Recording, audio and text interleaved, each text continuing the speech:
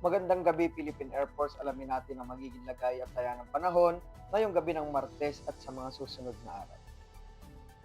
Sa kasalukuyan ng low pressure area na ating minomonitor ay namantaan sa coastal waters ng Mercedes, Camarines Norte.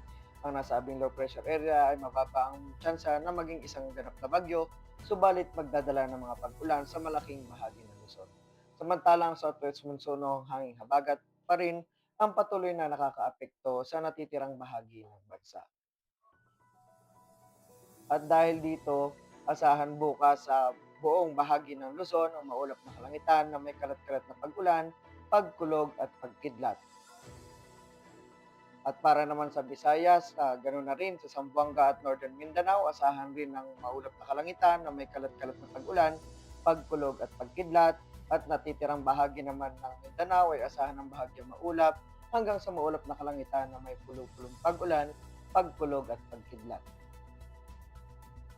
At para naman sa magiging lagay at taya ng panahon mula Huwebes hanggang Sabado sa Metro Manila at ganoon na rin sa Cavite, asahan mula sa Huwebes at Biyernes ang maulap na kalangitan na may kalat-kalat na pag-ulan, pagkulog at pagkidlat.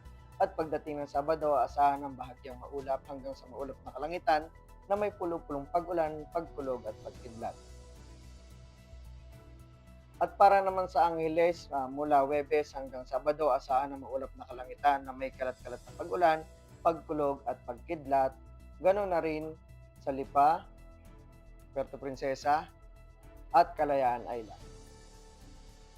At para naman sa Lapu-Lapu, sa Huwebes at Biyernes, asahan ng maulap na kalangitan na may kalat-kalat na pag-ulan, pagkulog at pagkidlat. At pagdating ng Sabado, asahan ng bagyang maulap hanggang sa maulap na kalangitan na may pulupulong pag-ulan, pagkulog at pagkidlat. At para naman sa Davao at Zamboanga, asahan ng bahagyang maulap hanggang sa maulap na kalangitan na may pulupulong pag-ulan, pagkulog at pagkidlat. Ang araw ay lulubog mamayang 18:12 at muli itong sisikat bukas 05:44 ng umaga. Para sa ating moon illumination, meron tayong 10%. At para manatiling updated sa lagay at taya ng panahon, i-follow lamang ang Air Force Weather Center sa aming mga official social media accounts.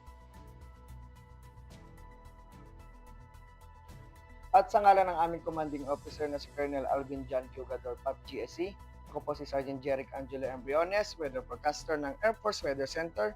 Muli, magandang gabi sa ating lahat.